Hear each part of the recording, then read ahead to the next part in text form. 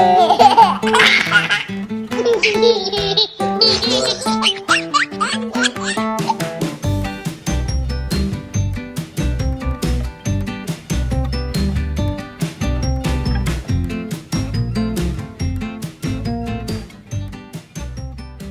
morning.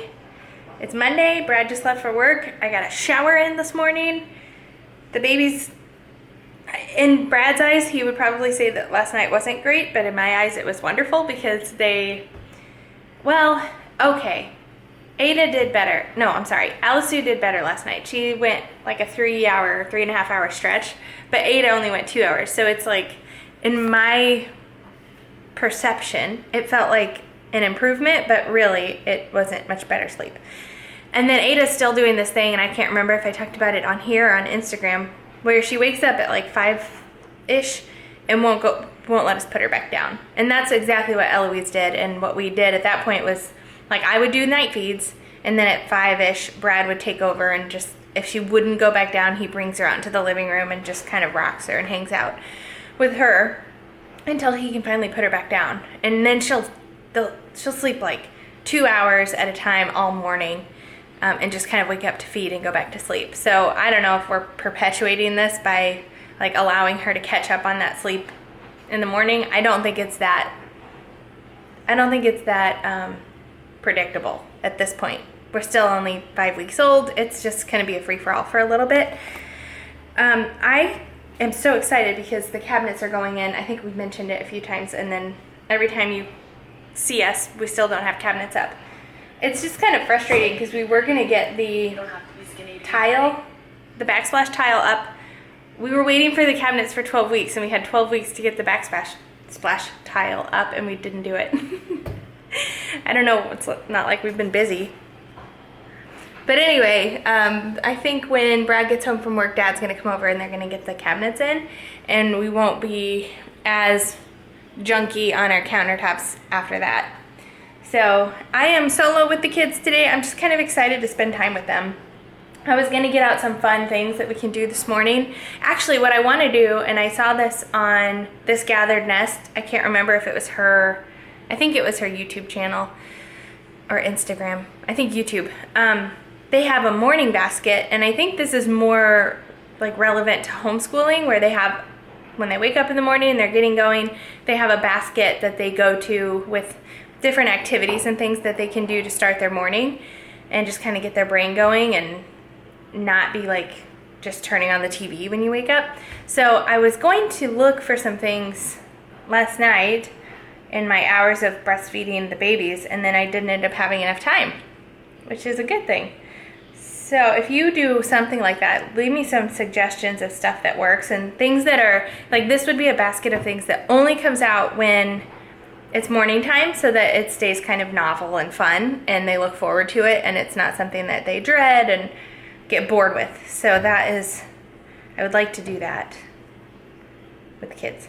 I think what we need is just a bit more structure around our day is kind of what I'm getting at.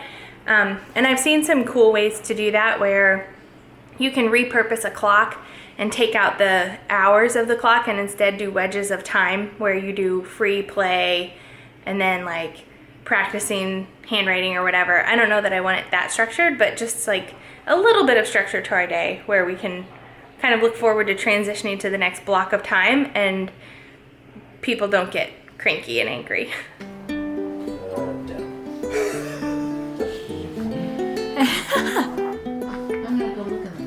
Here we are again with all kinds of conversation around hanging cabinets. It's always fun to watch you guys work on a project together. Yes. Are you sweating? Yes. Is it hot in here? Well, these were stored in the garage, so they're hot. Oh. I should close the garage door. Can I close the garage door? Yes.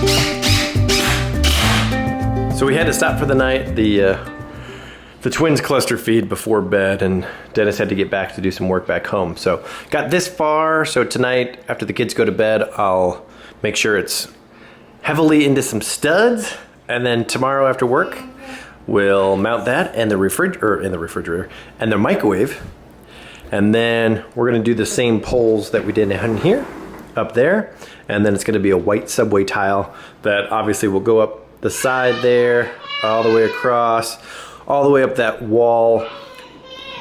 Okay, Lyndle. All the way up that wall, probably to where the door frame ends, is where we'll stop the subway tile. I don't know. We might go all the way up to the top of the cabinet. I'm not sure yet. They really love kinetic sand. I just wish it was a little cleaner. Hey, Bear, you already got some on the floor, buddy. Luckily, it'll be an easy cleanup on tile. Hey, Bear, all you need to do, put that small chest on top of the white part of this box as you're filling it. What? You know what I mean? So if you just move this into here, and then you fill it, then you won't spill any on the ground. Oh! You know what I mean, Georgia Bean? Yes. Okay, cool. So it's 10:18 p.m. and I'm in here finishing mounting these cabinets. This totally reminds me of working on the bus. You know, so if you're new around here, we own a school bus that I'm gonna convert into an RV. And when we first got it, I was just trying to do as much work as I possibly could before the twins got here, because I knew as soon as the twins got here, I would have zero free time. And I couldn't have been more correct. But it's been fun doing this little project here. This is the first like home improvement project I've done since the twins have been born. So it's fun to get back at it. But it totally makes me miss working on the bus. I just love doing this kind of stuff. I just wish I had more time. There's just not enough hours in the day. But I know that, you know, sooner rather than later that'll all change, and I'll be missing these days when I didn't have any free time whatsoever. Maybe. So I'm calling it a night. Got these all put in. Got the shelves put in. These are really nice. I'm excited. Obviously we'll be matching the poles. I think I said that earlier, but so put some poles in. It'll match that. Backsplash there. And then tomorrow Dennis will come back over, and this is actually going to be just a little bit. There's going to be like 1 inch on each side. So we'll just do a trim piece coming down, trim piece coming down, and then the microwave will be right here, and it'll almost come down. It'll be like to like right there is where that microwave will end, which we looked at Dennis and Barb's kitchen, and theirs is the exact same way. So I don't think it'll look silly, because we could, if we wanted, we could make the microwave flush here and do a trim piece also above here. So we'd have trim here, trim here, trim here, but I don't think that's going to be necessary. So yeah, got these at Home Depot. So they weren't too darn expensive, and obviously installation was super easy. I'm really glad. Obviously I don't have a lot of free time, so we thought about hiring the same guy that we hired to sand these shelves down here and stain them. We were going to hire him to hang these, but I'm glad. It's funny, Rachel's phone deletes her text messages after 30 days to like save memory or whatever, and so we don't have the guy's phone number anymore. Otherwise we would have texted him and said, hey, can you come hang these? But I'm really glad that I took on this challenge myself, because as you can see, it wasn't that difficult. And that's been, you know, kind of the same thing for everything in this rehab. Like the stone wall on the fireplace, pretty darn easy. You know, the tiny little trim pieces they definitely weren't fun, but it wasn't hard. Changing a light fixture, pretty easy. Installing that lower, really easy, so I need to get the poles for that as well. And then we might as well just do white uppers over there just to match everything. Toilets are easy to change out. Demolition. Actually, demolition's probably like the most, I don't know, physically demanding, but I think it's also like one of the most fun things. But I need to do like a lessons learned for everything, like especially like with the toilet rough-in, that we still don't have a toilet because the rough-in was 8 inches as opposed to like the standard 12 inches. So yeah, I need to go back and make a list of like things that, you know, first-time flippers need to know before they get started. I won't do that just because I just don't have the time, but I should.